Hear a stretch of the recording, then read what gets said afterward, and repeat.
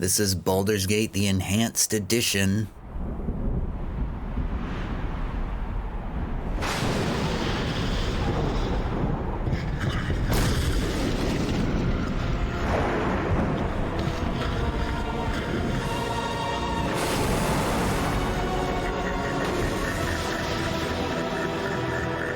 No, you can't. I will be the last, and you will go first.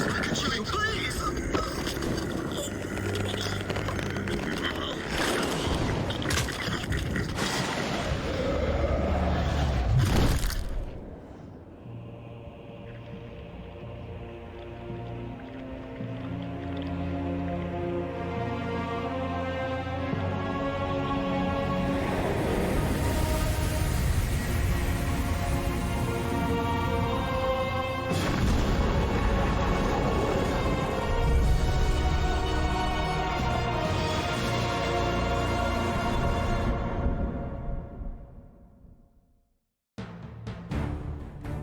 Welcome back to the 90s again.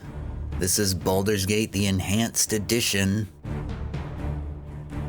This is my first attempt at playing this game. I have not played Baldur's Gate since the game came out in the 90s. When was it? 1997? 1998? 1999? I don't remember.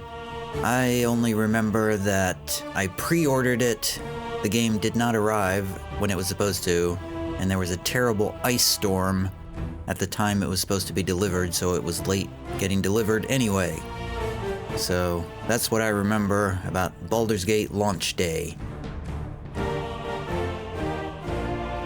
So I'm just gonna jump into a single player campaign here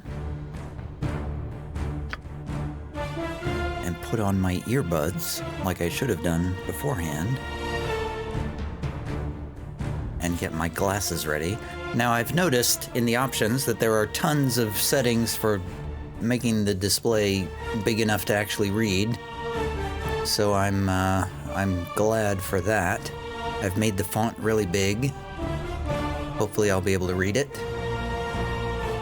The sound seems very loud. Should I go to the tutorial or should I just go to a new game? I played the game before, so I know everything there is to know. Wow, that font is huge.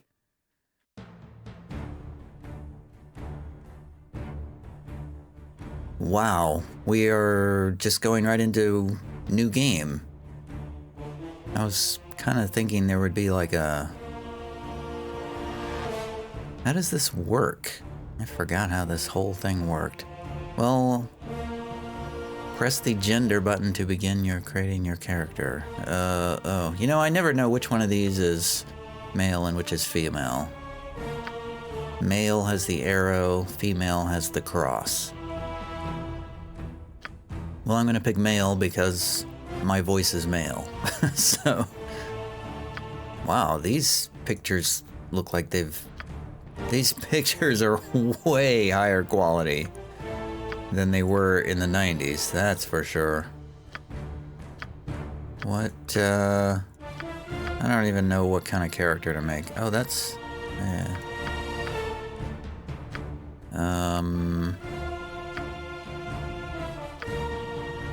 This guy looks crazy. Oh, that guy looks cool. I like that guy. He looks like a gnome to me. So I'm gonna make him a gnome. Gnomes are kin to dwarves. They're considerably smaller than their distant cousins. Gnomes, as they proudly maintain, are also less rotund than dwarves. Most have dark tan or brown skin, white hair, and rather large noses. Gnomes have lively and sly senses of humor, especially for practical jokes. They have a love for nature that is only matched by their love for gems and jewelry. There are two racial divisions of gnomes within the realms, rock gnomes and deep gnomes. Sverfneblin. Gnomes have the following traits, blah blah blah blah blah. Whatever. We're picking a gnome.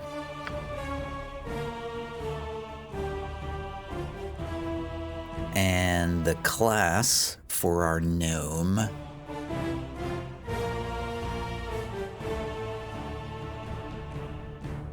an illusionist mage. Do we have illusionist thief? I always thought that was a good class combination. Mage thief. This character can use the abilities of a mage and a thief, though mage spells cannot be cast while wearing armor. Oh, that's a bummer. Gnomes can choose this multiclass, but become illusionist thieves by default. Gnomes are the only race that can combine a specialist mage class in a multiclass. Oh. Well, I should take advantage of that. Cleric thief, that's an interesting combination.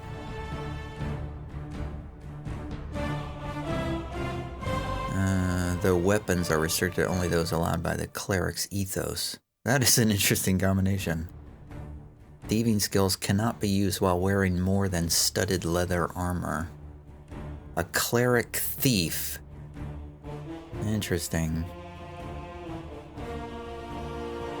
I'm torn between illusionist thief and cleric thief.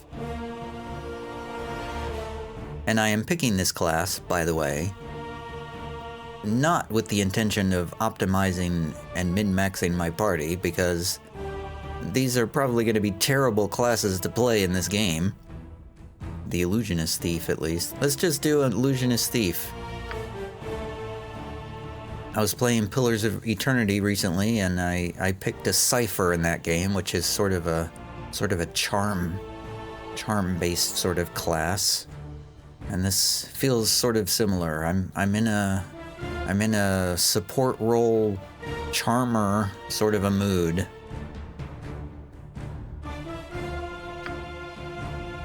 Wow, we actually have to pick an alignment. Read over each carefully before choosing. If you stray severely from your alignment during the course of the game, there will be consequences.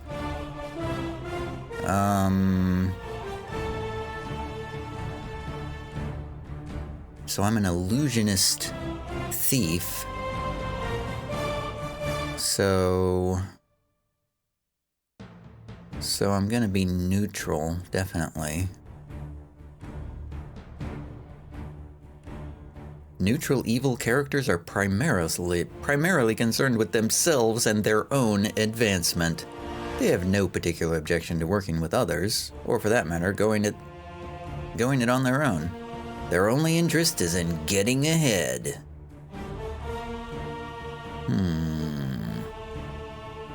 I don't really want to be... I mean, I feel like true neutral seems like the best one to pick.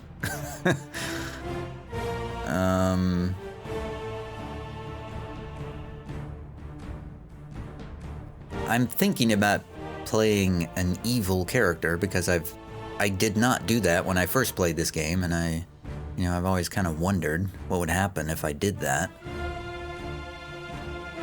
If there is a quick and easy way to gain a profit, whether it be legal, questionable, or obviously illegal, they take advantage of it.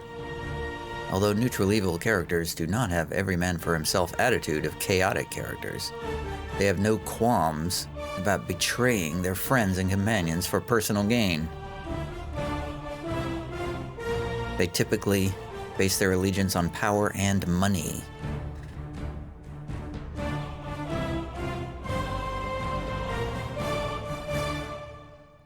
I don't know. I don't really know what to pick. I mean, chaotic good is like the safe choice. Chaotic good characters are strong individualists marked by a streak of kindness and benevolence. They believe in all the virtues of goodness and right. Ugh, that makes me ill. How about chaotic neutral? There is no order to anything, including their own actions. How about lawful neutral? Can we do that? Order and organization are of paramount importance to characters of this alignment. They believe in a strong, well-ordered government, whether that government is a tyranny or a benevolent democracy. I can't believe I'm taking so long to pick an alignment. Alignments are just, I don't know, I feel like alignments are just so outdated. It's like a personality test where you never really fit into any of these groups. I mean, actual human beings, or gnomes in this case, they don't fit into these categories ever. So it's hard to make an alignment choice.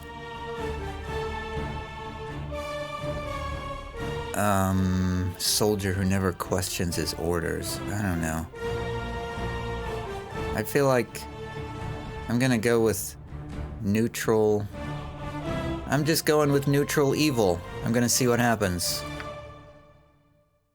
A neutral evil gnome illusionist thief. Whoever would have thought such a thing could exist?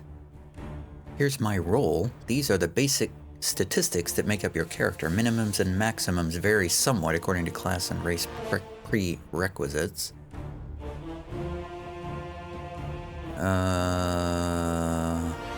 I mean, that's good enough for me, I guess. Illusionist thief? I feel like I should have a better intelligence, though. Let's sacrifice a point of strength for intelligence and a point of wisdom. No, let's keep that point of wisdom. Good enough. Again, I'm not trying to min-max this. I'm trying to go through this quickly. Believe it or not, proficiency slots 2, skills 40. You have been given proficiencies to start your character with. These represent the abilities. What have I been given?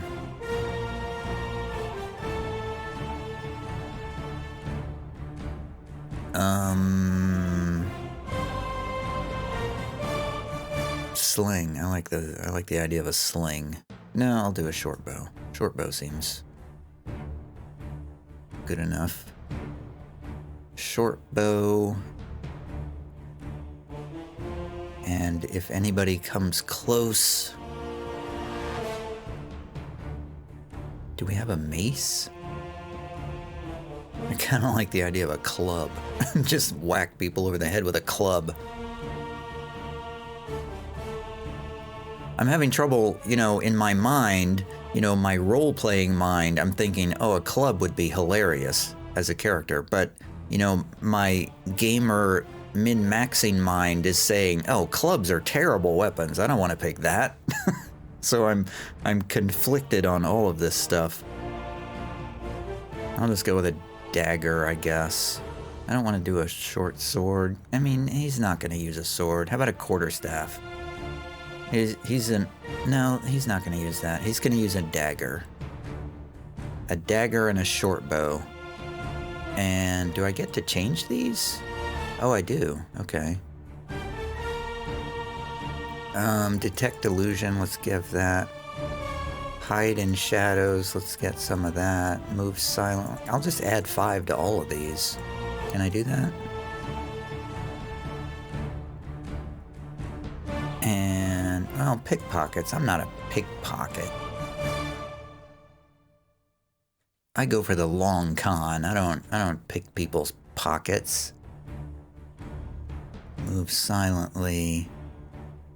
Hide in shadows. Open locks. We definitely want as much of that as we can get. There we go. Mage book level 1. Oh man. A lengthy character creation with this blaring music in the background. Spells remaining 0. So it gave me some already. Spook, reflected image, and blindness. That sounds good. I don't know what they are. You may memorize 2 spells from the above list. What does spook do again? To play upon natural fears to cause the target creature to perceive the caster summon. It turns and flees. That sounds good. Yeah, we'll do that. And blindness. Yeah, we'll do that too. Skills that will let us get out of trouble. Appearance. Okay. Oh, God. Well, we gotta use the same purple as our... Whoops. No, the hair. Wait. Cancel. What does our portrait look like? We got white hair, and we're wearing purple and a top hat. Hair is white. Skin is whatever. Clothing major is purple. And minor is more purple. Sound. You can pick any of the listed sound sets for your character's voice. Death to you all! I remember that voice. Your life ends here. I remember that voice too. Time for a bit of the rough and tumble. Oh my God, this is bringing back so many memories. I remember all of these. You got this coming! I don't remember that one. Let's give them a right thrashing. Yeah, I like that one. Get over here! Feel my power. For justice! For justice! Let's do scholarly. Let's give them a right thrashing. That's the one I want. Let's give them a right thrashing. And now I have to pick a name. The hardest part. Can I save this somewhere? His name is going to be Gil. Good enough. Gil. Accept. What is... I don't know what create party does. Oh, difficulty. Here we go. Okay, party... Easy, normal, core rules. Enemies are more numerous. Enemies are much more numerous. Now, my memory of Baldur's Gate is that it was pretty hard.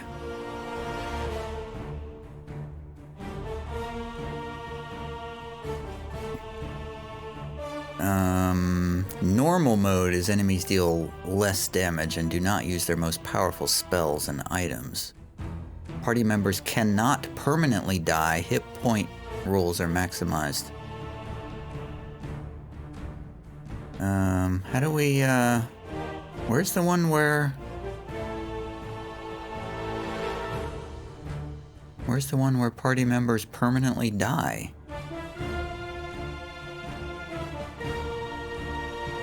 Because, I mean, I want to, for this video series at least, I want to challenge myself to get as far as I can without a total party wipe.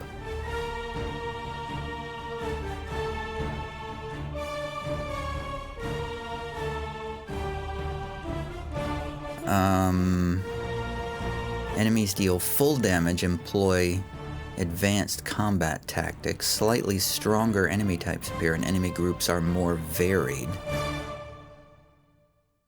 So I don't want them to deal more damage. I just want them to deal regular damage. I'm just gonna go with core rules because I feel like that's... I mean, I feel like that... I don't know. I'm just gonna do core rules. I don't want them to do more damage or insane or any of this crazy stuff. I just want like a regular D&D sort of thing. Nestled atop the cliffs that rise from the Sword Coast, the citadel of Candlekeep houses the finest and most comprehensive collection of writings on the face of Farron. It is an imposing fortress, kept in strict isolation from the intrigues that occasionally plague the rest of the Forgotten Realms. It is secluded, highly regimented, and it is home. Within these hallowed halls of knowledge, your story begins. You have spent most of your 20 years of life within this keep's austere walls, under the tutelage of the sage Gorion. Acting as your father, he has raised you on 1,000 tales of heroes and monsters, lovers and infidels, battles and tragedies. However, one story was always left untold, that of your true heritage. You have been told that you are an orphan, but your past is largely unknown. Lately, Gorion has been growing distant from you, as if some grave matter weighs heavily on his heart. You have asked about his concerns as gently as possible, but your queries have been in vain. Your sole comfort is the knowledge that he is a wise man, and you know he will tell you when the time is right. Nonetheless, his silence is troubling, and you cannot help but feel that something is terribly wrong. Today, Gorion has appeared more agitated than ever, and now he has uncharacteristically interrupted your chores in the middle of the day, imparting hurried instructions for you to equip yourself for travel. He has handed you what gold he can spare, but given no clue as to why. Nevertheless, you now stand before the Candlekeep Inn, ready to purchase what you need for an unplanned and unexpected journey. Well, I feel like most of that just negated half of my character creation choices. You know, in my mind, an illusionist thief, he's been out in the world, he's doing his thing, he's figured out this neutral evil philosophy. But then the backstory just says, oh, I'm just some random orphan that's, doing chores for his father-in-law or stepfather. I feel like if I had known that's how I was going to start, I might have made different choices for my character creation. Anyway. Wow. Wow. This looks so old. Oh my god. This looks older than Fallout did. This is the enhanced edition, huh? Alright, well hold on, I gotta deal with my dog. You know what, actually, I'm just gonna stop here and make this first episode a short one of character creation. And in the second episode, we'll start in with the story proper. See you later. How tedious all this becomes.